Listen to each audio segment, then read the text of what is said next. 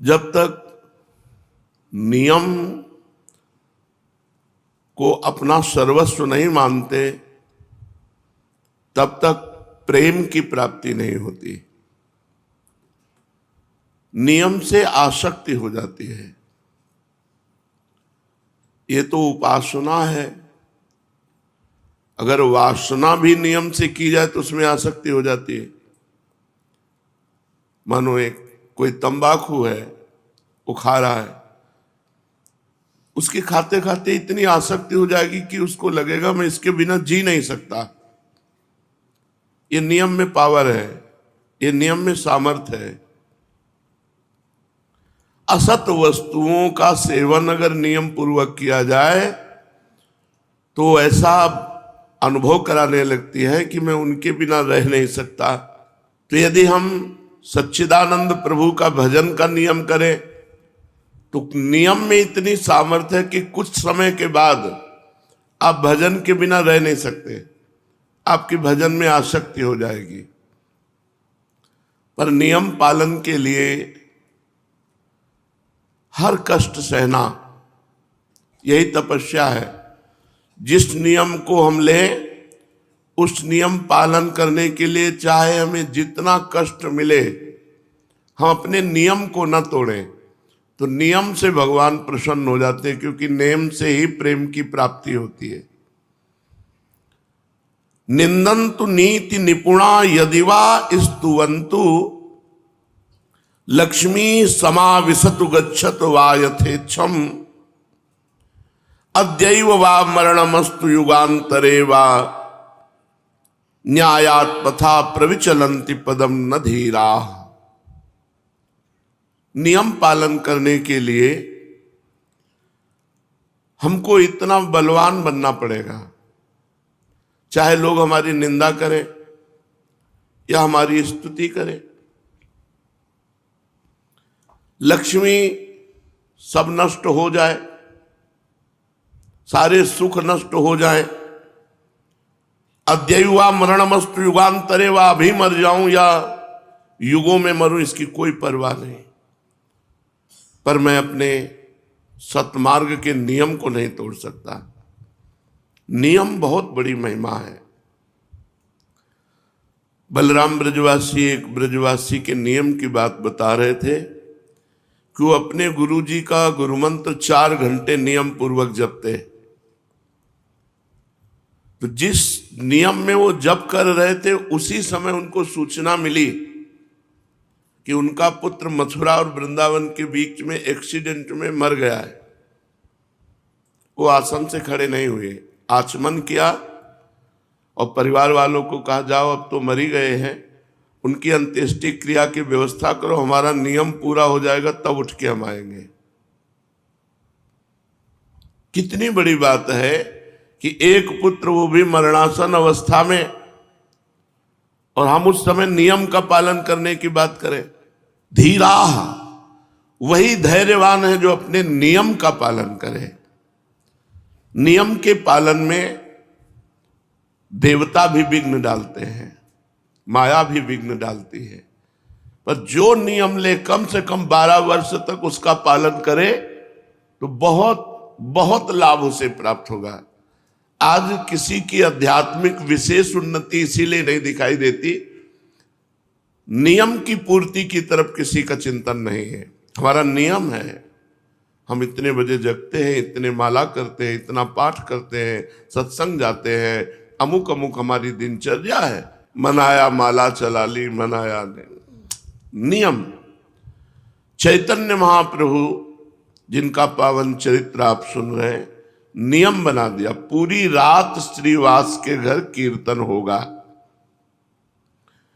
तुमुल ध्वनि से, उच्च ध्वनि से मृदंग, झांझ, ढफ आदि बजते, महाप्रभु बीच में हरि बोल और महामंत्र का कीर्तन अमृत में। आसपास के जो लोग थे, जो श्रद्धावान थे, उनके हृदय में उत्साह प्रकट हुआ कि काश अगर ये दरवाजा बंद करके कीर्तन न करते तो हम लोग भी सम्मिलित हो जाते। तो जो अनाधिकारी थे उनके भी हृदय में जलन हुई, किसी तरह कीर्तन बंद होना चाहिए। ये झांझ पीट पीट कर पूरी रात सोने नहीं देते। जो विषयी पुरुष होते हैं उनको भागवतिक पुरुषों से द्वेष होता है अपने आप। यद्यपि भागवतिक महापुरुषों के द्वारा उनका कभी अमंगल नहीं, तो द्वेष का कारण ही कोई उपस्थित नहीं हो सकता। भक्तों के जीवन में ऐसे कोई आचरण नहीं होते कि किसी व्यक्ति की जलन का कारण बने। पर जो विषयी होते हैं, पापात्मा होते हैं, उनका स्वाभाविक भक्तों से द्वेष होता है। ये प्रकृति है, ये स्वभाव है। महाप्रभु को भी नहीं बख्शा। जो आसपास के लोग द्वेष करने वाले थे, अनाधिकारी थे, उनके हृदय में भारी जलन पैदा हुई। किसी तरह कीर्तन बंद होना चाहिए। ये नहीं सोचा कि हम कीर्तन नहीं करते तो हमारा परम सौभाग्य ये तो है कि हमारे कानों में नाम कीर्तन पड़ रहा है भगवान का। जो गति कीर्तन करने वालों की होती है वही गति कीर्तन सुनने वालों की होती है। जो कथन का फल है वही श्रवण का फल है। जो भावुक लोग थे उनके हृदय में संकीर्तन को देखने की उत्सुकता उत्पन्न हुई। ये नियम बहुत दोनों को अखरने लगा। जो अनाधिकारी द्वेष भाव रखने वाले थे उनके हृदय में तो अखरने लगा कि पूरी रात ढोल पीटते हैं, जान पीटते हैं, नींद नहीं आती। जो अधिकारी भावुक जन थे उनको कि बस चयन किए हुए भक्त जनों को अंदर कर लिया और दरवाजा बंद कर लिया। ये क्या है? अरे खुला कीर्तन करो जिससे हम भी आनंदित हो। दोनों भाव वालों को झुंझलाहट पैदा हो गई। श्रद्धावान अपनी झुंझलाहट को रोककर धैर्य पूर्वक कि कभी तो ऐसा अवसर आएगा कि कीर्तन घर के बाहर होगा तो हम भी आनंद ले लेंगे, वो प्रतीक्षा करने लगे। नम्रता पूर्वक भगवान से प्रार्थना करने लगे कि कभी हमें भी कीर्तन में सम्मिलित होने का अवसर मिले। जो नियम पालन करते हैं उनमें एक विशेष सामर्थ्य प्रकट हो जाती है। उत्तरोत्तर अध्यात्म की उन्नति होती है और वो प्रभु के चरणारविंद तक पहुंच जाते हैं, नियम पालन करने वाला। किंतु जो नियम का पालन नहीं कर पाते हैं तो उनको काम क्रोध आदि परास्त कर देते हैं। बहुत पॉइंट की बात है। जो नियमनिष्ठ नहीं होते उन्हें काम क्रोध आदि परास्त कर देते हैं। अपनी दिनचर्या की फिर मौज मस्ती, तो इन्हें काम क्रोध आदि इनको परास्त कर देंगे। ये सब मरे हुए हैं। जिनके मन में भागवतिक उत्साह नहीं, भजन का उत्साह नहीं, भगवत चर्चा सुनने की अंदर तृष्णा नहीं, वो मरा हुआ जीवन है। जिन हरि भगति हृदय नहीं आनी, जीवित सौ समान ते प्राणी। वो मुर्दे के समान है जिसके हृदय में भगवान की भक्ति नहीं। जो संकीर्तन को विघ्न रूप समझ रहे थे, यार रात भर ऐसा होता है। जहां भागवतिक नियम होता है वहां द्वेष पैदा हो जाता है उन लोगों के हृदय में जो विषय होते हैं। द्वेष स्वाभाविक प्रकट हो जाता है, ये प्रकृति है। बहुत से शत्रु भाव रखने लगे महाप्रभु के प्रति। ये कीर्तन बंद होना चाहिए। वैष्णवों को देखते ही रुद्र दृष्टि से, जहां शाम हुई ढोल मंजीर आदि लेकर वैष्णव जन एकत्रित होने लगे श्रीवास के घर में, तो जो विद्वेषी थे उनके हृदय में जलन पैदा हुई कि किसी तरह कीर्तन बंद होना चाहिए। अब ऐसे लोग संकीर्तन का विरुद्ध प्रचार करने लगे और भगवान की इस प्रकृति में सबको सपोर्ट मिलता है, सबको। देखो देश रक्षा के लिए प्राण समर्पित करने वाले, राष्ट्र सैनिक बनने का उत्साह रखते हैं, तो आतंकवाद में भी प्राण समर्पित करने वाले हैं, उनकी भी फौज है। ये प्रकृति ऐसी है कि सबका सपोर्ट कर देती है। अब वो लोग शुरू हुए कि अरे पूरी रात भर न जाने क्या क्या होता है श्रीवास के घर में। शाम से भक्तजन ही अंदर जाते थे और वहां प्रचार प्रसार होने लगा, क्या क्या होता है, विरुद्ध प्रचार। संकीर्तन को बंद कराने के लिए बुरे बुरे भाव प्रकाशित किए गए। सब कुछ होता है वहां, बुरे बुरे भाव प्रकाशित हुए। नियम, प्राण चाहे चला जाए, तभी कहा अद्यैव वा मरणमस्तु युगांतरे वा, आज मरूं या हजारों वर्ष बाद मरूं, इसकी कोई परवाह नहीं, नियम नहीं टूटने वाला। अब वो बुरे बुरे प्रचार प्रसार करने लगे। जो दुष्ट स्वभाव के लोग होते हैं उनको दुष्टता करने में मजा आता है। दूसरे की बुराई करने वाले को अगला जन्म चमगादड़ का मिलता है, उल्टा टंगा रहता है। पर उनको बुराई करने में ऐसा लगता है जैसे राष्ट्रपति पद मिल रहा हो, चार लोग सुनने वाले हो और उनको बुराई करने का अवसर मिले तो इतने खुश होते हैं मानो नृपति बन गए हो। वो दुष्ट स्वभाव के लोग, कीर्तन बंद होना चाहिए। एक पार्टी तैयार हो गई दुष्टों की, बताया ना, सपोर्ट सबका प्रकृति कर देती है। अभी आप कोई विरुद्ध भाव प्रकाशित कीजिए तो आपको सैकड़ों मिल जाएंगे सपोर्ट करने वाले, और सद्भाव प्रकाशित करो तो उसके भी है। प्रकृति सबको सपोर्ट कर देती है। और ये पता नहीं कि भगवान के भक्तों का विरोध करने से उनकी भक्ति में और प्रकाश होता है और रंग आता है। दुष्टों को पता नहीं होता, दुष्टों को लगता है मैं विरोध करूंगा तो इनका अपयश होगा, इनकी हानि होगी। तो कई बार सत्संग में बताया है कि दुष्ट रूपी डंडा के ऊपर भक्त रूपी झंडा फहराता है। अगर मीरा जी के देवर ने प्रतिकूलता न प्रकट की होती तो मीरा जी की महान भक्ति का हम लोग अनुभव न कर पाते। अगर प्रहलाद जी के पिता हिरण्यकश्यप ने विरोध प्रकट न किया होता तो प्रहलाद जी की भक्ति का प्रकाश हम लोग नहीं समझ पाते। संकीर्तन के विरुद्ध प्रचार होने लगा, संकीर्तन बंद होना चाहिए, यहां बुरे बुरे काम होते हैं, ऐसा प्रचार होने लगा। कोई जड़मूल नहीं है, प्रचार शुरू।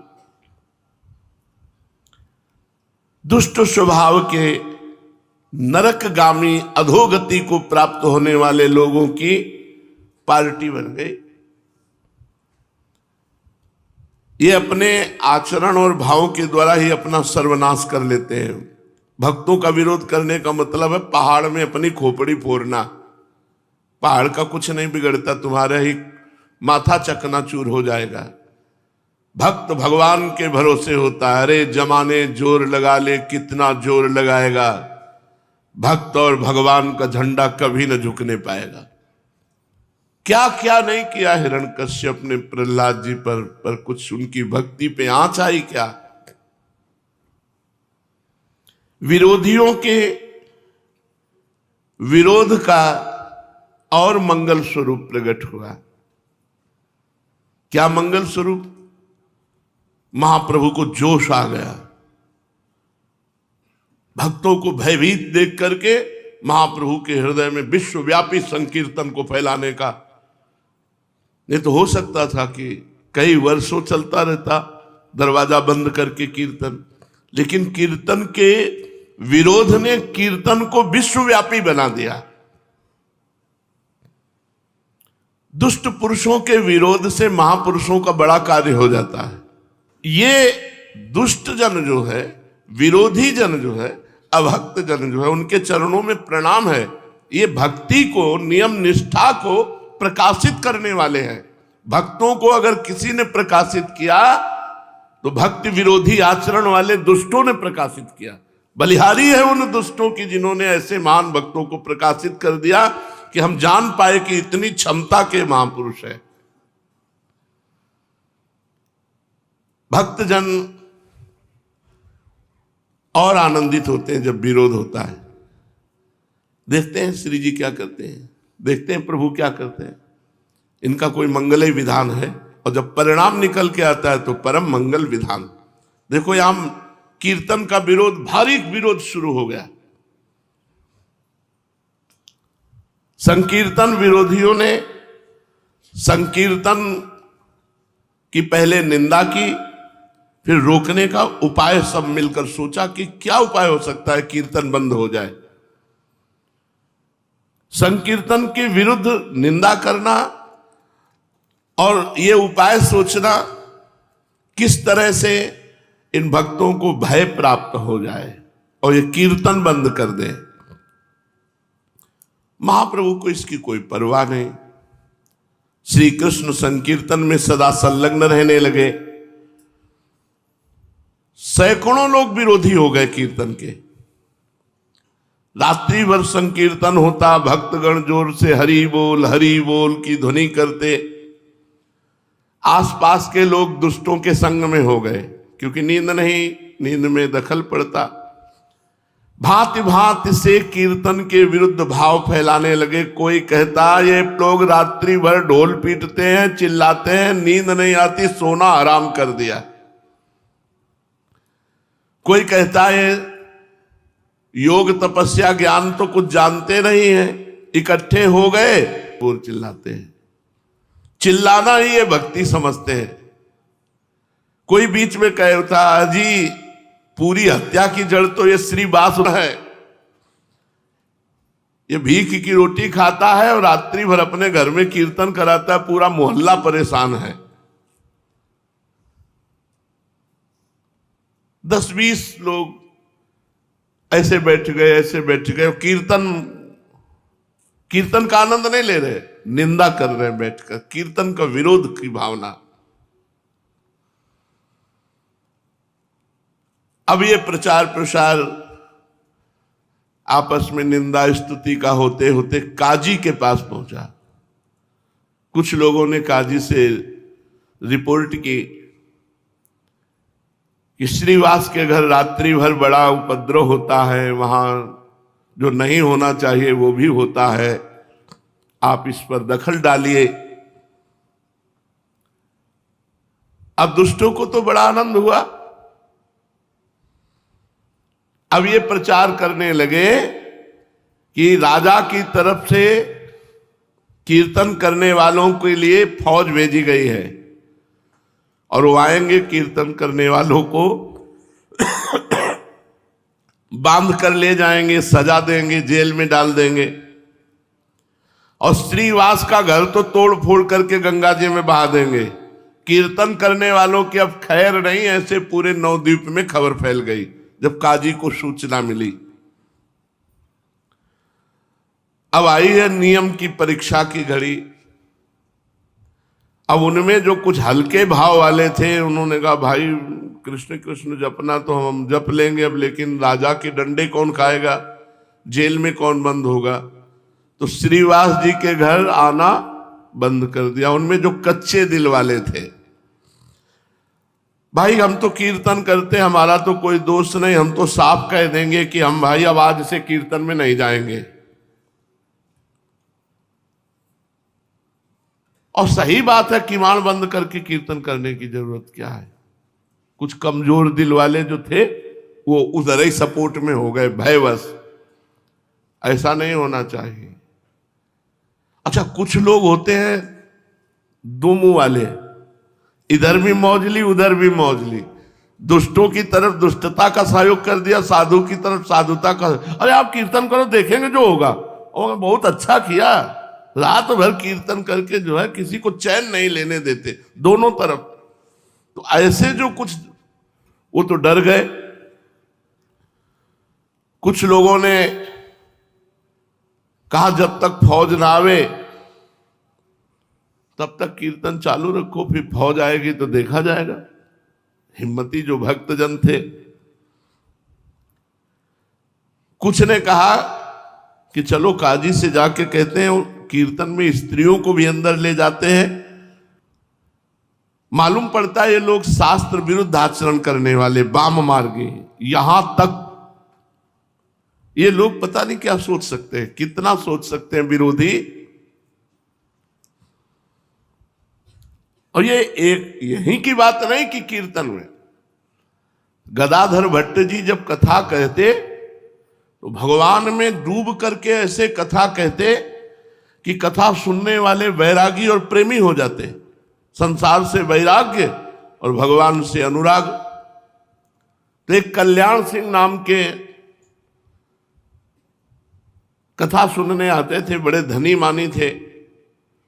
तो कथा में यही तो चर्चाएं होती हैं कि भाई ब्रह्मचर्य से रहो, संयम से रहो। ऐसा उन्होंने अपनी पत्नी से बात करना बंद कर दिया, काम संबंधी चेष्टाएं बंद कर दी।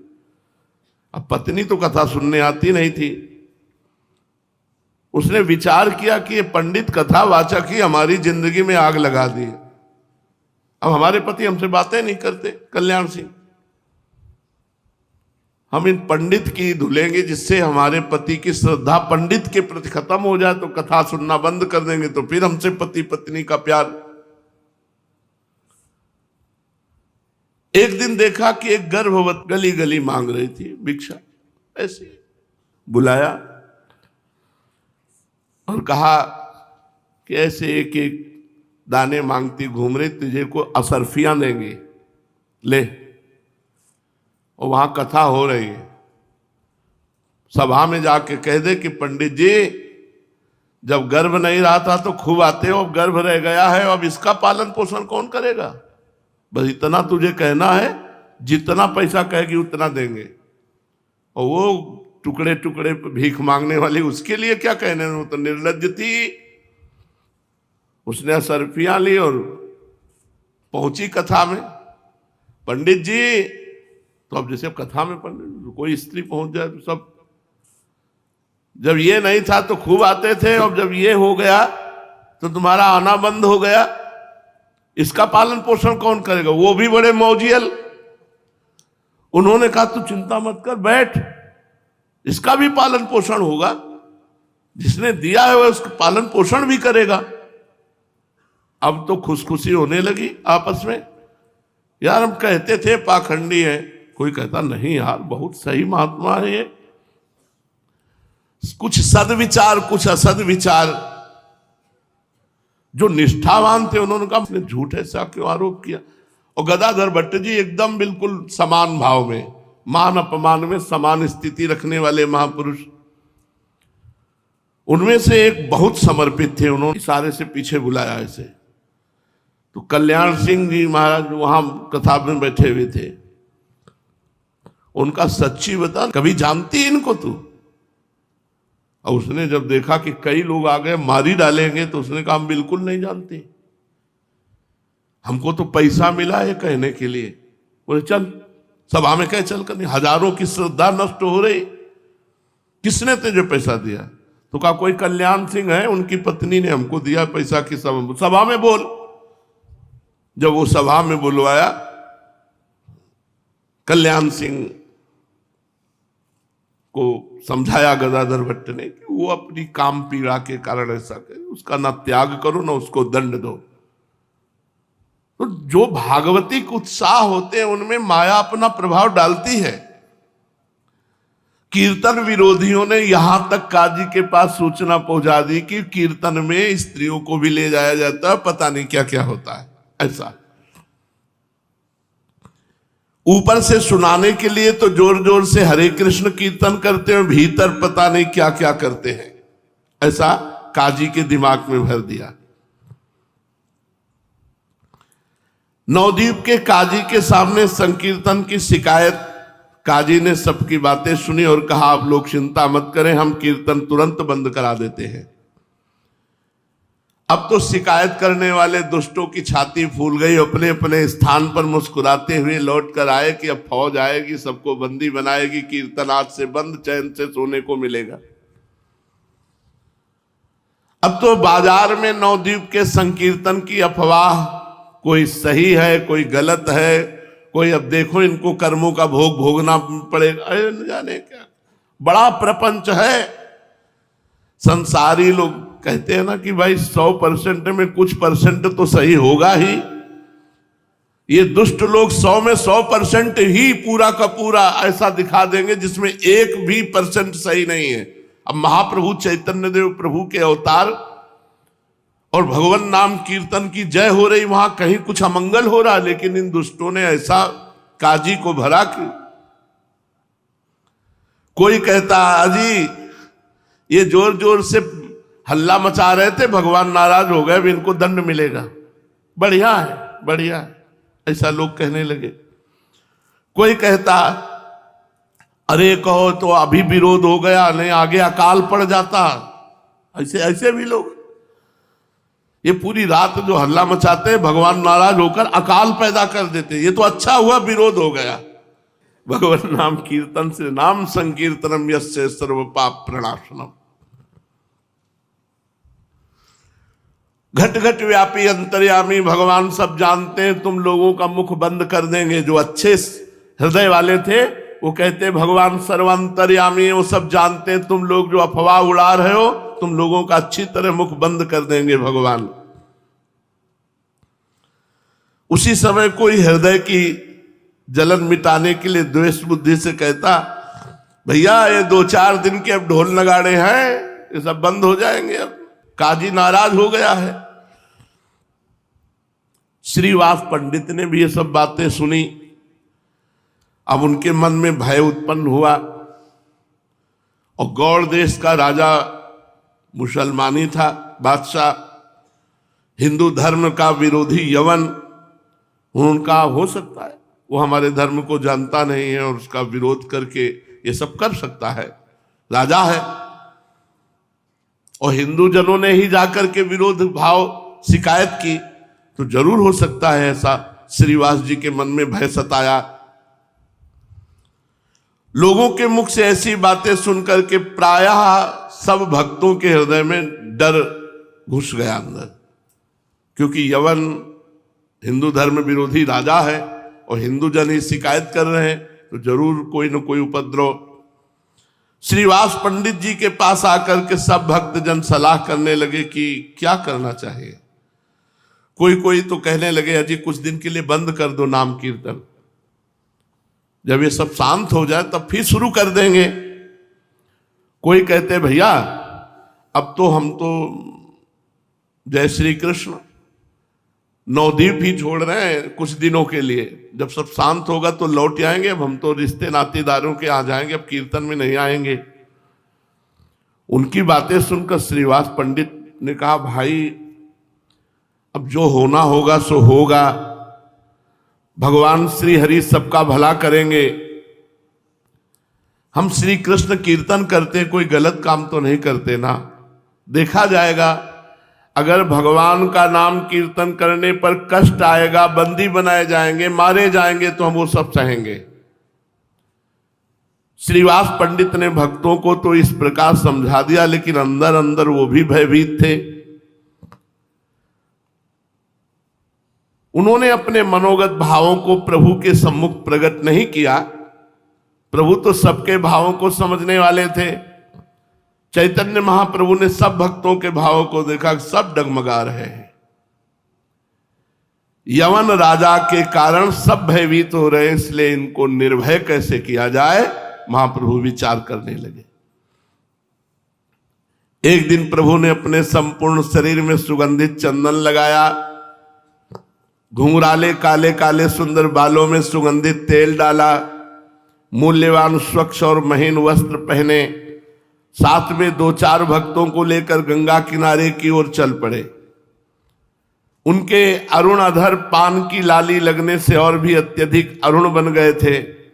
नेत्रों में प्रसन्नता थी, मुख कमल शरद पूर्णिमा के चंद्रमा के समान खिला हुआ था। वे मंद मंद मुस्कान के साथ भक्तों के आनंद का वर्धन करते हुए गंगा जी के घाटों पर इधर से उधर टहलने लगे। जो सात्विक प्रकृति के भगवत भक्त थे, वे प्रभु के रूप लावण्य को देखकर मन ही मन परम प्रसन्न हुए, किंतु जो दुष्ट प्रकृति के निंदक थे वे आपस में कहने लगे, यार ये निमाई पंडित पर कोई भी फर्क नहीं पड़ता, बड़ा अजीब है। अरे राजा का फौज आने वाली है, काजी नाराज है, पान खाए घूम रहे, इनको कोई फर्क नहीं पड़ता, इसे तनिक भी भय नहीं। संपूर्ण शहर में हो हल्ला मच रहा है, कल ही तो सेना आने वाली है। अरे भाई देख लेना, ये पान खाए घूम रहे, कल इनको बांधकर नाव पर बंदी बनाकर ले जाया जाएगा। अभी तो राजपुत्र के समान बन ठन करके हंसते हुए घूम रहे। अरे यार इनके चेहरे पर सिकुड़न भी नहीं है, बड़े विचित्र है। कोई कोई कहता अजी सब बातें झूठी हैं, कोई फौज वौज नहीं आ रही, कोई नाव वाव नहीं आ रही, कोई सैनिक नहीं आ रहे, ये सब केवल अफवाह उड़ाई गई है। दूसरा कहता हाथ जोड़ करके कि नहीं नहीं साहब गप मत समझो, ये तो पक्की बात है कि यवन बादशाह की तरफ से फौज आ रही है। तो कोई कहता हाथ कंगने को आरसी क्या, अभी देख लेना कल ये सब बंदी बना दिए जाएंगे। इस प्रकार लोग भांति भांति से अपने अपने अनुमानों को प्रकट कर रहे थे।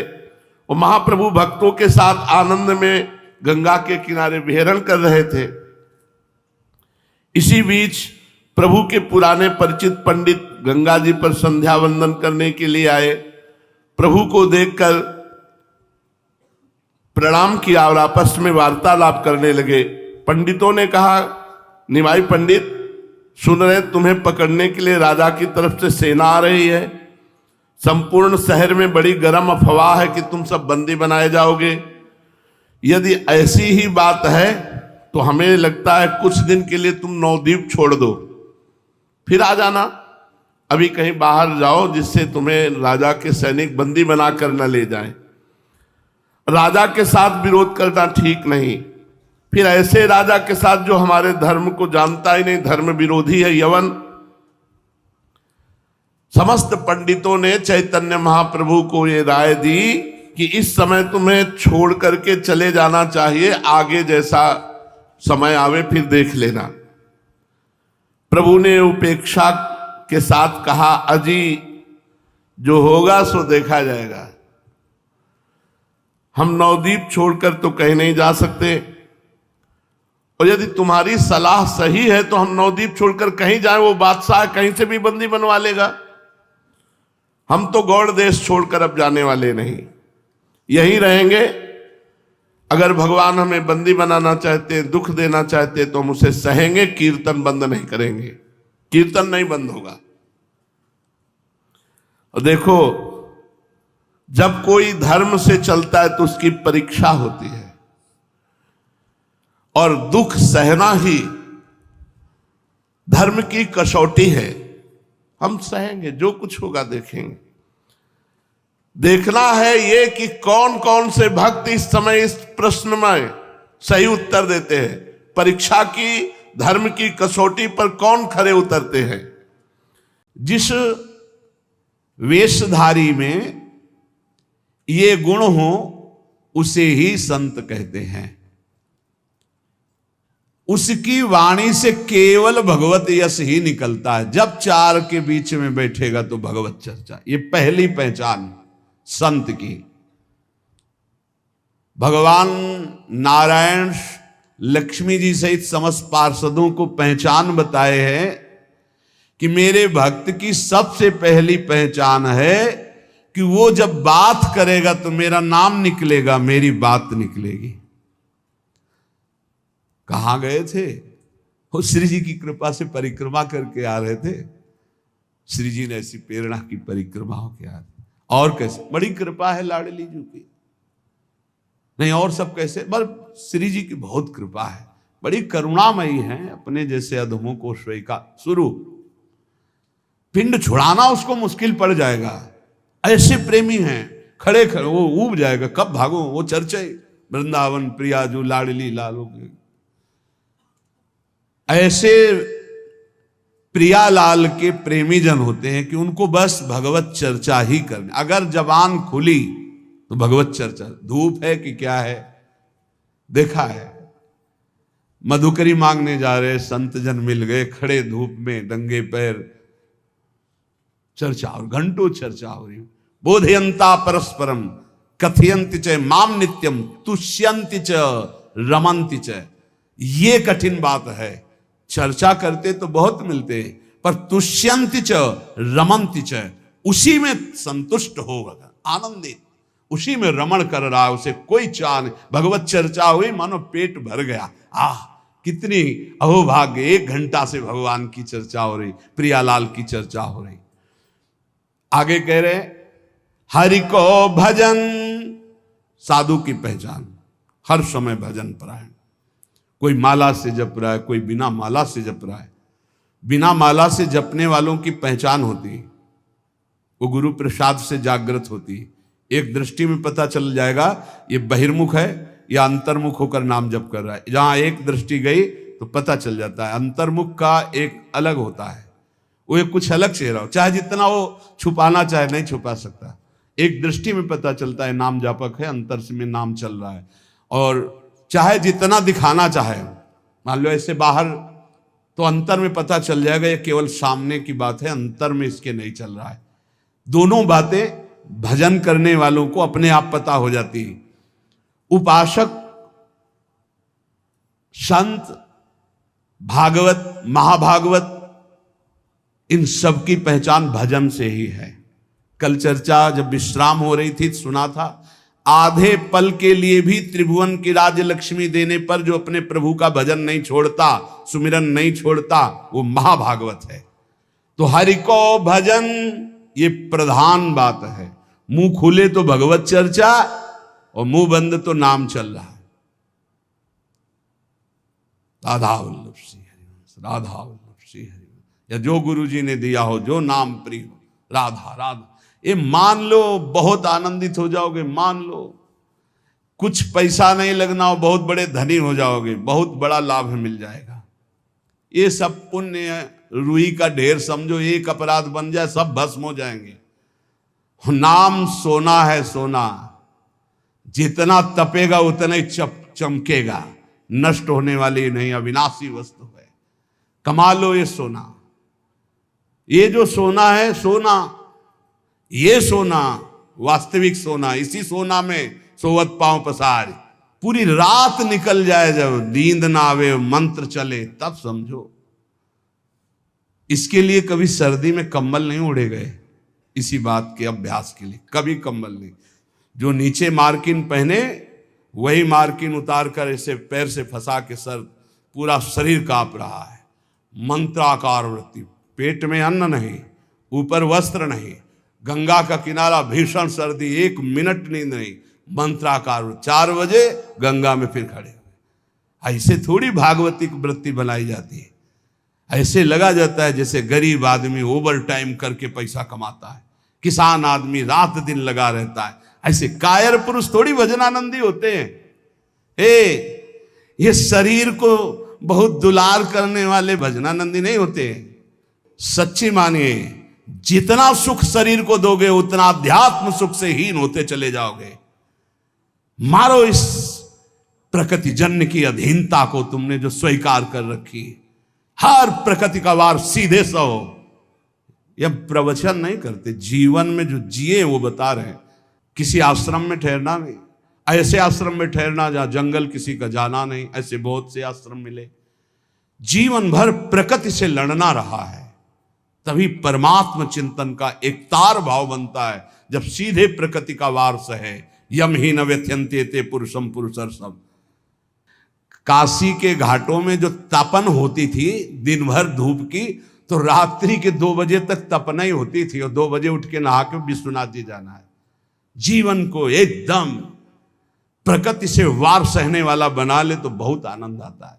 ये सुविधा नरक समझो, सच्ची मानिए आप। हरि भजन में दिखावा कभी नहीं होना चाहिए, नहीं तो सच्चाई का हरि भजन छूट जाएगा। भजन करने वाले उपासक को कभी कीर्ति की चाह मत रखना, ये हम प्रार्थना करते हैं। ये अंतिम वो खाई है जहां से गिरा करके भगवान से विमुख कर दिया जाता है। दिन है तो रात आएगी, रात है तो दिन आएगा, ऐसे देखना हम तुमसे कहते हैं। ये सब केवल बाहरी है, आंतरिक श्रद्धा अटूट होती है। बाहरी श्रद्धा में कोई दम नहीं होती, हम इसकी इन श्रद्धाओं की दम नहीं होती। इनको तो हर गली में खड़े होना, जहां वाह वाह वहीं खड़े हो गए। श्रद्धा वो होती है अटूट कि चाहे जैसी परिस्थिति हो, चाहे जैसी घटना हो, मैं आपका हूं तो सिर्फ आपका हूं। वो होंगे अंगुलियों में गिनने वाले, वो अंगुलियों में गिनने वाले होते हैं। इसलिए साधु की सेवा पहचान, स्वयं साधु होते हुए साधु की सेवा और निरंतर हरिभजन और सर्वभूत पर दया, समस्त जीवों पर दया का भाव। दया बिना साधु कसाई, पर ये भी दया करी तो आफत आई बड़ी। कैसे तुम्हें बताए, मतलब बहुत विचित्र गति। आध्यात्मिक आनंद की प्राप्ति के लिए बिल्कुल व्यवहार शून्य जीवन जो जिया गया, उसमें बिल्कुल विपरीत जीवन प्रभु ने किया है। हजारों लाखों की जो भीड़, ये जनसंख्या है भगवान, ये भीड़ भजन अगर निरंतर आपका अभ्यास है तो चल जाएगा, नहीं तो आम हो जाएगा कि मैं बहुत बड़ा हो गया हूं, जहां हुआ मैं बहुत बड़ा हुआ, वहीं से भक्ति का नाश हो जाएगा। ये सम्मानम कल्यात घोर गरलम नीचापमानम सुधा श्री राधा मुरली धरो भज सके वृंदावन मात्यज। ए भाई, कभी भूलकर भगवान से यश मत मांग लेना कि हमारा भी नाम हो जाए। बहुत खतरा है इस नाम में, बहुत खतरा है। आपसे सबसे प्रार्थना करते हैं, यश की चाह मत रखना। उर्कछु प्रथम वासना रही सो प्रभु पद सरित प्रीति सो बही। बहा दो वासना को, अगर कोई वासना रहेगी तो बहुतायत में मिलेगी, क्योंकि मेरा मालिक सबसे पहले अंदर की वासना की पूर्ति करता है। विभीषण जी के पहुंचने पर सबसे पहले लंकाधिपति का अभिषेक किया। इसलिए साधक अंदर की वासनाओं को देख लो, अगर कोई भी वासना तो हटा दो। नहीं, मेरे स्वामी का स्वभाव है, पहले तुम्हें वासना की चीज फेंकेंगे ले, और जब घृणा हो जाएगी तब आगे बढ़ा देंगे। मान आखिरी खाई है जिस पे साधु गिर जाता है। इसीलिए सबसे पहले सिद्धावस्था की सीढ़ी पे निर्माण लिखा है। निर्माण अमोहा जित संग दोषा। अपने में कोई गुणा अभिमान आकर के ये श्रेष्ठता का भाव हो जाना, मानो परमार्थ में पोछा लग जाना है। भाई कभी अहम, ये भाव मत अहम में लाना कि मेरा नाम हो जाए। भगवान को जो करवाना तो करवाने, वो तो सर्व समर्थ हैं, वो तो नौकर हैं, हम वैसे ही करना पड़ेगा। पर चाह कभी मत करना। अगर चाह किया तो ये आखिरी खाई है, इसमें साधु को गिरा दिया जाता है। ये माया की बड़ी विचित्र मनोहर चाल है। बड़ा मीठा जहर है जिसे हाथ में लेकर स्वयं खा लिया जाता है। ये मान प्रतिष्ठा यश कीर्ति, ये जगत मंगल कराने वाले भगवान की हो, उन्हीं का यश गाए। अपनी कभी न मानकर इसका जो भोग करेगा वो नष्ट हो जाएगा। मेरी यश कीर्ति इससे नष्ट हो जाएगा। सर्वभूत पर दया, दया तो करनी है, पर दया वो जिसमें भगवत विस्मरण ना होने पावे। दया को उल्टा याद, अगर हरि की याद भूल गई तो वो दया फंसा देगी पक्का। और जिस दया में हरि सामने है कि ये मेरे भगवान हैं, वो कभी नहीं फंसा पाएगी। संत के लक्षण, जब वाणी खुले तो भगवत चर्चा, जब वाणी बंद तो भगवान नाम जप, और स्वयं साधु होते हुए साधु की सेवा, ये प्रधान लक्षण है। हरि को भजन, साधु की सेवा, सर्वभूत पर दया, हिंसा लोभ दंभ छल त्यागे, विषम देखे माया। कभी किसी की हिंसा ना करे, ये साधुता का लक्षण है। कभी जीव को, किसी जीव को कष्ट देना नहीं। मन से, वचन से, अगर आप थोड़ा भी किसी के प्रति रूखा भाव कर लें तो आप अंदर देखना, आपके भजन में फर्क पड़ जाएगा। ये अंदर के अनुभव की बातें करते हैं। अगर उसको तुमने डांटा है, सही माने में डांटा है और भगवत भाव करके डांटा है, तब तो आपका भजन चलेगा। और अगर भगवत भाव नहीं किया है और बिना किसी अपराध के आप डांट रहे हैं तो आपका भजन बंद हो जाएगा पक्का। थोड़ा अपराध है, बहुत डांट दिया तो आपका भजन बंद हो जाए। ये भागवती क्षेत्र है। किसी को न वचन से, न शरीर से, न मन से पीड़ा ना पहुंचाए, किसी को भी नहीं। देखो, गुरु शिष्य एक व्यवहार का संबंध है, परमार्थ नहीं। आप ये मत समझना कि गुरु शिष्य परमार्थ का है। परमार्थ तो एक ही तत्व है। ना गुरु है ना शिष्य है। वह अगर शिष्य शिष्य वो गुरु ही है, गुरु गुरु वही भी शिष्य है, वही गुरु है वही शिष्य, दो नहीं। द्वैत परमार्थ नहीं है, परमार्थ एक वस्तु है। परमार्थ में गुरु शिष्य नहीं, ये व्यवहार है, प्रणाम नमस्कार वंदन ये सब व्यवहार के अंदर। परमार्थ में एक वासुदेव यहां जो विराजमान वही यहां विराजमान है। उसी वासुदेव को देखकर वो स्वांग शिष्य का कर रहा है, तो आप स्वांग गुरु का कीजिए। बस स्वांग है, सत्य वस्तु एक ही है जो सर्वत्र विराजमान है। इसलिए किसी को भी वचन से, शरीर से या मन से पीड़ा ना पहुंचावे। लोभ, किसी भी तरह अर्थ का लोभ ना आने पावे। दंभ, कोई दिखावा मान प्रतिष्ठा के लिए नाटकबाजी नहीं होना चाहिए। छल त्यागे, छल अंदर कुछ है बाहर कुछ है ऐसा ना करे। साधुता का मार्ग निर्मल है। संत सरल चित जगत हित जान स्वभाव सने। संतों का स्वभाव ये होता है जगत मंगल करना, सरल चित्त, छल कपट रहित रहना। और विषसम देखे माया। माया किसे कहते हैं? मैं मोर तय तोर, जहां तक इंद्रियां जा रहे, जहां तक भोग विलासता के लिए मन जा रहा, सो सब माया जानो भाई। अपने माया में ही जी रहे हैं, माया में ही रह रहे हैं, माया के ही शरीर में है। इसे भगवत समर्पित करके माया की वस्तुएं भगवत प्रसाद करके पाओ, माया की वस्तुएं भगवत समर्पित करके प्रसादी पहनो, बच जाओगे। अगर स्वयं भोक्ता बनोगे अमनिया के तो फिर माया फंसा लेगी। अमनिया ठाकुर जी को प्रसादी आपकी, बच जाओगे। ये सिद्धांत है बचने का। एक भी वस्त्र बिना ठाकुर जी को अर्पित किए मत पहनना, एक बूंद पानी बिना अर्पित किए मत पीना, एक भी अन्न का टुकड़ा बिना अर्पित किए न जाए तो आप देख लेना माया मुक्त हो जाओगे। सहनशील, साधु कौन? जो सह जाए अंदर की बात और बाहर की भी बात। बाहर कोई गाली दे दे, अपमान कर दे, निंदा कर दे, सह जाए। अंदर की बात, काम आ रहा है, क्रोध आ रहा है, लोभ आ रहा है, मोह आ रहा है, चुपचाप सह जाए। इनके सहने से भगवान की प्रसन्नता होती है। इनके सहने से भगवत भक्ति बहुत जोर की बढ़ती। सहत सहत बाढ़े भगत गिरे तन गुरु हित गान। ये नियम बना लो कि मुझे सहना है, सहने से भगवान प्रसन्न होंगे। अपने प्रभु के लिए हर दुख सहना है। जब ये बात आ जाती है तो सब कुछ सहन करने में आनंद आता है। भला कष्ट सहने में कहीं आनंद आता है? लेकिन आनंद आता है अपने प्यारे के लिए कष्ट सहने में आनंद आता है। सहनशील, अगर ज्ञान हो जाए तब तो फिर क्या कहना, ज्ञान नहीं तो अपने प्रभु के लिए सहो। ज्ञान में तो सहना ही क्या, स्वाप्निक है, बिल्कुल स्वाप्निक है। बिल्कुल जैसे जगत आप देख रहे हो बिल्कुल स्वप्न चल रहा है, ये दीर्घ स्वप्न है मोह निद्रा में।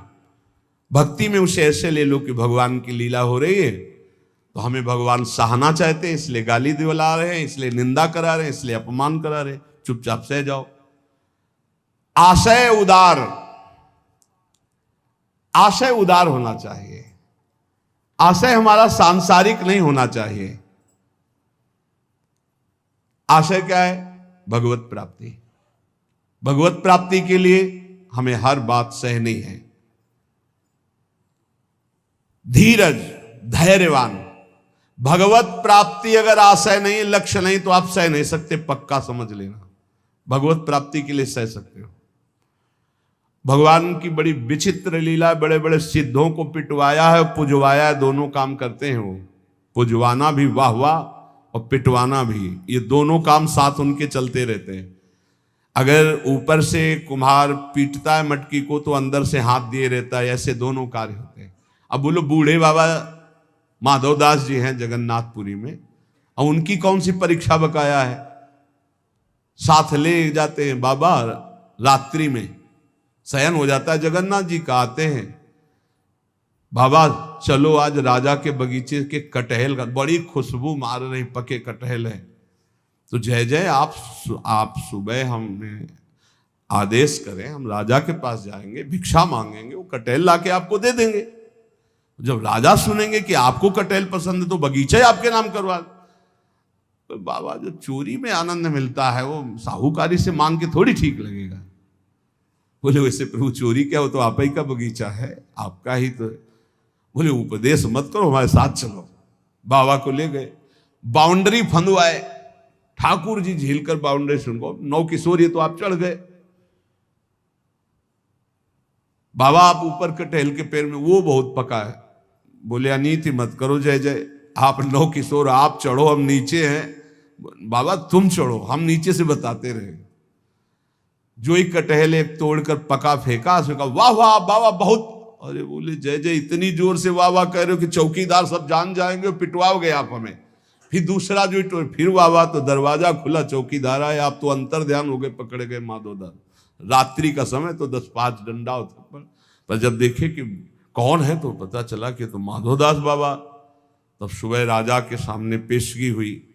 राजा तो उतर कर साष्टांग दंडवत हुआ, अरे महाराज आप आदेश कर देते तो जितने कटहल लगे सब आपकी कुटिया भिजवा देते, आप ऐसा। बोले आप आदेश कीजिए, आप ऐसा। अरे बोले हम क्या आदेश करें, क्या तुम्हें बताएं। समझाया था कि सुबह हम राजा के यहाँ से भिक्षा मांग लाए, पर वो बोले कि ऐसे ज्यादा आनंद आएगा। तो आनंद तो हमें आया महाराज, देखो पूरे डंडा बने हुए तुम्हारे चौकीदार। मतलब क्या, बोले जगन्नाथ जी साथ थे ऐसा। अरे बड़ा अपराध बन गया। सुबह ही पूरा सब हो जाके जगन्नाथ जी को समर्पित कर दे। बड़े बड़े सिद्धों को पिटवाना। अब वो कहीं भोजन मांगने नहीं जा रहे, रात दिन भजन में डूबे हुए हैं। अपना थाल अपने पार्षदों से जो भोग में लगा सजवा करके वो खूब आप दिव्य पार्षदों से गायब करवा दिया। माधोदास बाबा के पास, बाबा पा लीजिए वो प्रसाद आया जगन्नाथ जी का। हाँ अभी रख दो, फिर हम धो के रख देंगे, बाहर से ले जाना। अब प्रगट पार्षदों ने देखा थाल ही गायब।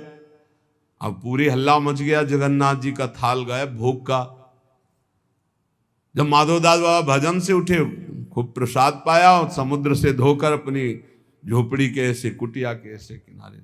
किसी ने बताया थाल तो वहां धुली मंजी रखी हुई है जगन्नाथ महाराज जी की माधोदास बाबा के पास। वहां गए तो देखा था। बोले ऐसा छोड़। अब ये भी नहीं सोचा कि जब भोग लगता है तो सब पार्षद ऐसे बैठते हैं, पर्दा लगता है, वहां से थाल कौन ले जाएगा। बड़ी पिटाई की माधोदास। अच्छा माधोदास बाबा इसलिए पिटाई को सुखपूर्वक सह रहे थे कि महाप्रसाद पाया है तो ये भी प्रसाद पा लो। अब थाल लेकर के भूखे हैं तो थाल आप भिजवा रहे हैं, आप ला रहे हैं, पिटाई आप कर। इनके रहस्य को समझना बड़ा कठिन। इसलिए ये कभी ना समझे कि ये गाली देने वाला कोई और है, ये पीटने वाला कोई। प्रभु पिटवाते हैं, प्रभु ही पुजवाते हैं, दोनों काम कराते रहते हैं, बैलेंस बराबर बना के चलते हैं। पक्का समझना है। सहनशील। कोई डर रहा होगा कि यार ज्यादा भक्ति करने पे पिटवाई में पिटवाते भी है। ये सिद्धों के साथ करते हैं, आपके साथ नहीं खेलेंगे। बच्चों को भारी वजन उठाने को नहीं दिया जाता। अपने लोग बच्चे हैं इसलिए चिंता मत करना कि आपकी भी परीक्षा होगी। ये सिद्धों के साथ खेलते हैं। सहनशील, आशय उदार, अति धीरज सहित विवेकी, अत्यंत धैर्यवान और विवेकवान। सद असद का ज्ञान रखने वाले को विवेकी कहते हैं। सत्य वचन, साधु के वचन सत्य होते हैं, इसलिए कभी असत्य न बोले। सत्य वचन सबको सुखदायक, जब बोले तो विचार करके बोले और ऐसे वचन बोले जिनमें दूसरों को सुख मिले। ये बचने का दरिद्रता। वचन में दरिद्रता क्या, कोई पैसा लगता है। बड़े मीठे वचन बोलो बना के, दूसरों को सुख पहुंचाने वाले हितकर सत्य वचन बोलो। और गहि अनन्य व्रते की, अपने इष्ट का अनन्य होगा, ये होता संत की पहचान। बोले इंद्रियजित, 5 ज्ञानेंद्रियां 5 कर्मेंद्रियां उसके बस में होंगी, पर अभिमान न जाके, इंद्रिय विजयी होने का अभिमान नहीं होगा। तो बोले करे जगत को पावन, ऐसा महात्मा सारे संसार को पावन करने वाला होता है। भगवत रसिक तासु की संगति, तीनों ताप न सावन। ऐसे संतों की संगति तीनों ताप, दैहिक दैविक भौतिक सब तापों का नाश करने वाला होता है। तो श्रीपाद कहते हैं कि वृंदावन में यदि ऐसे रसिकों का संग मिल गया तो आप ये जान पाओगे कि वृंदावन में जो कूकर शूकर जीव जंतु हैं सब भजनानंदी परम हंस हैं, महापुरुष हैं। वृंदावन मनु विंदाम्य हम अपि देहम स्वसुकरादि नाम। इसलिए मैं भी ये इच्छा करता हूं कि मेरा शरीर अगर छूटे और प्रियालाल ना मिले तो मैं सुअर कुत्ता वृंदावन का बनूं, बाहर ना बनूं। और ये यहाँ का सिद्धांत है। यहां जिसका शरीर छूटता है उसे बाहर नहीं भेजा जाता। कीड़ा मकोड़ा पशु पंछी जो भी बनेगा वो यहीं का बनेगा। मेरा जन्म वृंदावन में ही हो, किंतु अन्य जगह देव शिरोमणि दुर्लभ शरीर मुझे ना मिले। मुझे वृंदावन में सूकर कुकर आदमी बन, क्योंकि यहां कभी रसिकों की जूठन मिलेगी, प्रियालाल के गुण गाने वाले रसिकों के दर्शन होंगे, प्रियालाल का यश सुनने को मिलेगा, और जब इसी रज में शरीर छूटेगा तो प्रियालाल की प्राप्ति हो जाएगी। संत वचन महापुरुषों ने जगत मंगल के लिए उपदेश किए हैं। ये जो पीछे आपने सुना होगा यम नियम धारण करना चाहिए, अगर यम नियम धारण करता है तो उसमें बड़ी दिव्यता आती है। यम नियम आसन प्राणायाम प्रत्याहार धारणा ध्यान समाधि यो अष्टांगानी, योग के ये 8 अंग हैं, 8 अंग हैं। यम नियम आसन प्राणायाम प्रत्याहार धारणा ध्यान और समाधि, ये अष्टांग योग कहलाता है। पर यम नियम हर उपासक के जीवन में होना चाहिए, चाहे जिस मार्ग का हो। ये यम नियम सब संप्रदाय सब उपासकों के जीवन में होते हैं।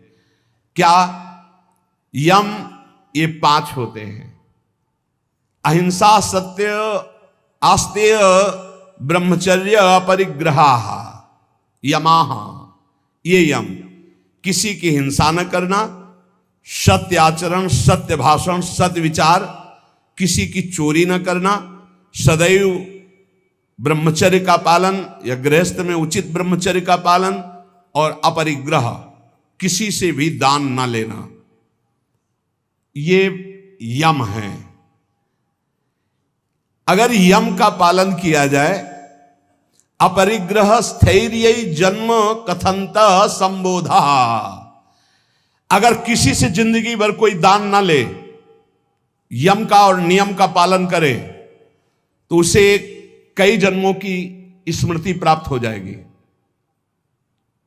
जैसे इसमें ब्रह्मचर्य, अपरिग्रह, आस्ते, चोरी ना करना, सत्य बोलना, किसी की हिंसा न करना, ये 5 यम हैं। इनमें अपरिग्रह, जो इन 4 यमों का पालन करते हुए 5वां अपरिग्रह, कभी किसी का दान न ले, आकाश वृत्ति से प्राप्त हुई भिक्षा या माधुकरी वृत्ति से प्राप्त हुई भिक्षा को कभी दान नहीं कहते। जो किसी से हाथ फैला के लिया जाता है उसे दान कहते हैं। आकाश वृत्ति से जो हमें भगवान बैठे बैठे दे दे, अजगर वृत्ति, ये माधुकरी वृत्ति, ये संतों के लिए रखी गई। और गृहस्थ में तो दान लेने का कोई सवाल ही नहीं, धर्म पूर्वक कमाओ और दूसरों की सेवा करना वो बात है। लेकिन तीर्थयाटन या कहीं भी जाकर कई बार मना किया है, आप गृहस्थ हो, अपनी मेहनत की कमाई का खाओ, भले आप चना चबेना से समय काटो, लेकिन किसी की हलवा पूड़ी दी हुई मत खाओ, क्योंकि आपके पुण्य बच जाएंगे। कितनी बड़ी बात है। यही यम का पालन कर रहे थे भीष्म पितामह जी। ब्रह्मचर्य, सत्यवादी और अहिंसा।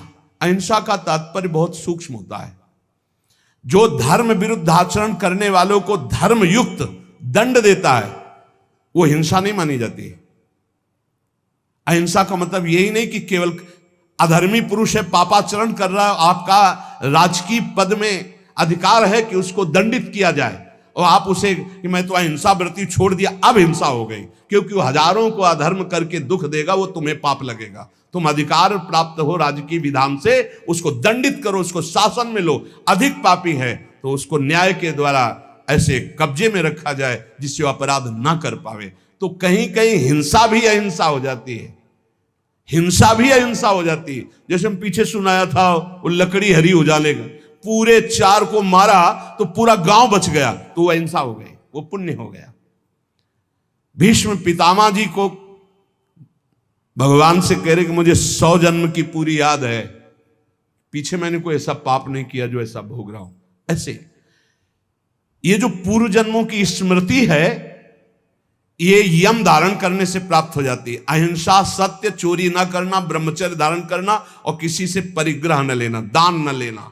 दान लेने से बहुत हानि होती है, बहुत हानि होती है। दान लेने में खुशी नहीं होना चाहिए कि हमें कोई बहुत महंगा स्वेटर दे रहा है, बढ़िया घड़ी दे रहा है, खूब रुपया दे रहा है, ये बहुत घाटे का है। नाशवान वस्तुओं से अविनाशी भजन का हिस्सा बटा देना, ये कोई बुद्धिमत्ता नहीं है।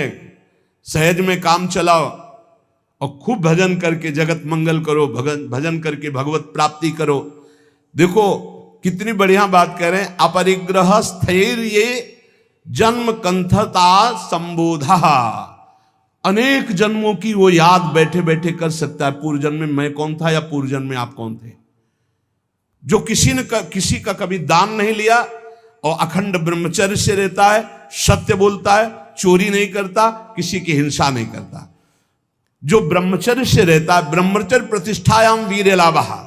ब्रह्मचारी जैसा कोई बलवान नहीं होता, शारीरिक बल कोई बल नहीं कहा जाता। ब्रह्मचर्य में सामर्थ होती संकल्प बल की, जाओ ऐसा, फिर वैसे ही होगा। अध्यात्म बल बहुत बढ़ जाता है ब्रह्मचारी का, आत्मबल बहुत बढ़ जाता है। कहीं भी वो भयभीत होना, कहीं भी शंका कर लेना, कहीं भी पराजित हो जाना उसके स्वभाव में नहीं होता। जो ब्रह्मचारी होता स्वभाव में नहीं होता। ये खास बात होती है। भगवान परशुराम जी के पास जब अंबा जी गई, अंबा जो काशी नरेश की 3 राजकुमारियों में एक सी थी, उन्होंने कहा कि मैं आपसे सहायता चाहती हूं भृगुवर, मैं आपकी शरण में हूं, शरणागत की रक्षा करनी चाहिए। बोले पहले तो तुम्हारा स्त्री स्वरूप है, वैसे ही अधिकार बनता है रक्षा का। दूसरा तुम शरण में हो, बोलो कौन त्रिभुवन में ऐसा है जो तुमको कष्ट दे रहा है। बोले पहले वचन दो कि मैं उसको मारूंगा। बोले निश्चित परास्त करूंगा उसको। बोलो कौन है? तो कहा आपके प्रिय शिष्य भीष्म। एक बार तो परशुराम जी की भीष्म के द्वारा ऐसा कैसे अपराध बन गया, क्या हुआ, पूरी घटना सुनाई। तो उन्होंने कहा वैसे तो उन्होंने ऐलान किया था कि मैं हस्तिनापुर नरेश के लिए इन राजकुमारियों का अपहरण कर रहा हूं। उन्होंने ये तो नहीं कहा था कि मैं अपने लिए, उसी समय तुम्हें बोल देना था कि मैं साल्व से प्रेम करती हूं, तुम्हारी त्रुटि रही। तो उनका भगवान मैं समझ रही थी कि आपके शिष्य आप पक्ष लेंगे। बोले बिल्कुल पक्ष नहीं लूंगा, तुम शरणागत हो, तुम्हारे लिए मैं मेरी आज्ञा का पालन करेगा। अखंड ब्रह्मचारी भीष्म जी और अखंड ब्रह्मचारी भगवान परशुराम जी, दोनों सत्य पे हैं, दोनों महान हैं, पर एक गुरु है एक शिष्य है। पर एक इच्छा का अनुमोदन कराने के लिए अपनी द्वेष वृत्ति का भगवान परशुराम जी का आश्रय लिया, इसलिए परशुराम जी कमजोर हैं। और सत्य का पालन करने के लिए धर्मनिष्ठ, इसलिए चेला बहुत जोरदार के हो गए भीष्म जी। बुलाया भीष्म जी को बाहर हस्तिनापुर के, अर्घपाद्य आदि लेकर गए, प्रार्थना की, परिक्रमा की, दंडवत किया। बोले मेरी आज्ञा है अंबा को स्वीकार करो। बोले कदापि गुरुदेव नहीं, क्योंकि सब कोई जानता है सत्य के आगे कुछ नहीं, और मैं सत्य प्रतिज्ञा किया हूं कि अखंड ब्रह्मचर्य रहूंगा, जीवन में कभी संतान उत्पन्न ही नहीं करूंगा। तो उनका युद्ध या अंबा, तो उनका युद्ध गुरुदेव से युद्ध, उन्होंने ही विविध प्रकार के दिव्यास्त्रों की शिक्षा भीष्म जी को दी थी जब गंगा जी ले गए थे। और गंगा जी ने और भी दिव्यास्त्र सिखाए थे जो परशुराम जी को भी पता नहीं थे। ऐसे थे, रोज युद्ध होता, पहले जाते, परिक्रमा करते, साष्टांग दंडवत करते हो, कहते आशीर्वाद दीजिए विजयी भव का। बोले योद्धा तो मैं ही हूं, तुम्हारा विपक्ष का मैं आशीर्वाद नहीं दे सकता, पर हां बलपूर्वक युद्ध करना, बलपूर्वक युद्ध करना। आखिरी युद्ध जितना भयानक हुआ कि गंगा जी, अष्टवसु सब जागृत हो गए, उपस्थित हो गए। भीष्म जी ने एक अस्त्र ऐसा चढ़ाया था जो परशुराम जी के पास काट नहीं थी, निश्चित परशुराम जी का वध हो जाता। गंगा जी आकर के पकड़ लिया और कहा नहीं नहीं, ऐसा बिल्कुल ठीक नहीं है। समस्त अष्टवसु आ गए। तो उन्होंने कहा मां ये प्रत्यंचा पे चढ़ा हुआ धनुष तभी उतरेगा जब गुरुदेव अपना रथ पीछे कर दे, अपना धनुष नीचे कर दे। तो गुरुदेव कैसे नीचे कर से? अष्टवसुओं ने, समस्त देवताओं ने कहा प्रभु आपका चेला है, अब आपको धनुष नीचे करना पड़ेगा। अगर छूट गया तो आपके पास काट नहीं है, आप अबद्ध हैं, फिर भी बद्ध हो जाएगा आपका। भीष्म जी के बाण तभी धनुष से उतरे जब वो रथ पीछे हटा, धनुष नीचे किया, कूद गए, परिक्रमा की और गुरुदेव बोले जा विजयी भव, कहते विजयी हुआ। तो सत्य, ब्रह्मचर्य, अहिंसा, अपरिग्रह बहुत बड़ी ताकत है। ब्रह्मचर्य में बहुत बड़ा बल है, उसको आज हमारी समाज समझ नहीं पा रही। यम नियम के बिना जीवन बिल्कुल पशुवत जीवन है। यहां कह रहे हैं ब्रह्मचर्य प्रतिष्ठायाम वीर लाभा, महान बल, जो चाहो आप कर सकते हो संकल्प के द्वारा। जो आपको दिव्यता किसी में दिखाई देगी वो ब्रह्मचर्य की होगी। भीषण कष्ट को भी सहने की सामर्थ्य, सर्दी गर्मी, मान अपमान, दुख सुख, लाभ हानि और सत्यवाद, संकल्प बिल्कुल सिद्ध होने लगता है। जिसका ब्रह्मचर्य पवित्र होता, जो संकल्प करेगा, और संकल्प नहीं करेगा तो ब्रह्मचर्य अध्यात्म की ऊंचाई में बैठाकर उसे मुक्त कर देगा। अस्ते प्रतिष्ठायाम सर्वरत्नोपस्थानम, जिसने कभी किसी की चोरी नहीं की, जीवन में छल नहीं किया, तो इसी जन्म में उसके पास दिव्य धन, दिव्य रत्न आदि एकत्रित होने लगेंगे, पक्का। विविध प्रकार के स्वर्ण आभूषण, विविध प्रकार की भोग सामग्रियां, ऐसा संयोग बनेगा। कभी चोरी नहीं की, जो इन नियमों को धारण करता है। एक एक का बहुत बड़ा प्रभाव है। अस्तेय प्रतिष्ठायाम सर्वरत्नोपस्थानम, अपने आप आकर के संपूर्ण रत्न, स्वर्ण आदि संपत्ति उसके पास एकत्र, जो कभी जीवन में चोरी नहीं किया, जो ब्रह्मचारी है, जो अहिंसा परायण है, और जो अपरिग्रह, कभी किसी से दान नहीं लिया। वैसे भी लिखा हुआ है कि जो धर्मात्मा पुरुष धर्म से यम नियम के द्वारा चलता है, तो जैसे समुद्र में बिना बुलाए हुए सारी नदियां जाती है, ऐसे चारों तरफ से संपत्ति उसको घेरने लगती है, सुख सुविधा उसको घेरने लगती है, जो धर्म पूर्वक चलता है। सत्य प्रतिष्ठायाम क्रियाफलान आश्रयत्वम, जो सत्य बोलता है, सत्य विचार वाला है, सत्य आचरण वाला है, तो सारे फल उसका आश्रय ले लेते हैं। हर क्रिया का फल वो जो चाहे, जैसे चाहे, जो बोलेगा, जो सोचेगा वही हो जाएगा। ऐसा है। एक इतना बड़ा बालक है, हंसी मजाक में सर्प डाला था, कोई गुस्सा होके नहीं डाला था परीक्षित जी ने, कि पता नहीं समाधि में है या ढोंग कर रहे हैं समाधि का, ऐसे डाला और चले गए। कुछ बच्चों ने जाकर बताया, श्रृंगी ऋषि तुम्हारे पिता के गले में चक्रवर्ती सम्राट महाराज परीक्षित मरा हुआ सर्प डाल दिए। उनका ऐसी असभ्यता, इतने बड़े बालक हैं अभी, ऐसी असभ्यता, चक्रवर्ती सम्राट होता हुआ भी इन महापुरुषों की महिमा को नहीं जानता, ऐसी असभ्यता। ये समझता है यही दंड धारण करता है, देख मैं ब्रह्म ऋषि बालक हूं, इसको दंड देता हूं, आज के 7वें दिन तक्षक सर्प इसे काटेगा और मरेगा। इतने बड़े बालक हैं। जबान से निकली हुई हर बात, जब उनके पिता शुद्धि में आए, सांप हटा के से दौड़ के आके श्रृंगी ऋषि लिपट गए। उनका रोने की क्या जरूरत है, मरा हुआ ही सर्प तो था। उनका पिताजी, अपमान है आपका। अपमान तो उस राजा का हुआ, वो धर्मात्मा राजा आया हुआ था, आश्रम में आया हुआ राजा अतिथि था। हमें चाहिए था हम जल पिलाते, हम उठकर अर्घ देते, पर मैं बाह्य था ही नहीं, बाह्य दशा में, समाधि दशा में अंतर था। वैसे तो अपराध मेरा ही बना कि राजा धर्मात्मा आया और मैंने स्वागत नहीं। बोले प्रभु हमने तो उसको दंड दे दिया, क्या 7 दिन में तक्षक डसेगा। इतने बड़े धर्मात्मा राजा को ऐसा साप, मतलब पिता की भी सामर्थ्य नहीं कि उसे नष्ट कर सके। बोले शाप तो अमोघ है तेरा, क्योंकि तू ब्रह्म ऋषि बालक है। कुछ ऋषियों को भेजा, जाओ परीक्षित को बता दो तुम्हारा 7 दिन में जो कुछ कल्याण करने का उपाय कर लो, नहीं 7वें दिन तक्षक काटेगा और निश्चित काटेगा और तुम्हारी मृत्यु हो जाएगी। ये है सत्य में स्थित रहना। सत्य प्रतिष्ठायाम क्रिया फलाश्रयत्वम, जो बोले, जैसा सोचे वैसा ही हो जाए। अब आज सत्य नहीं जबान में झूठा है तो सब पूरा जीवन ही झूठा है। अहिंसा प्रतिष्ठायाम तत्सन्निधौ वैर त्यागः, जो कभी किसी को दंड नहीं देता शारीरिक मानसिक वाचिक, तो सांप हो, बिच्छू हो, हिंसक कोई भी जीव हो या कोई दुष्ट हो, उसके सामने आके घुटने टेक देगा, वैर नहीं रहेगा। ये अहिंसा का उसके ऊपर प्रभाव होगा। फिर शौच संतोष तपा स्वाध्याय ईश्वर प्रणिधानानि नियमाः।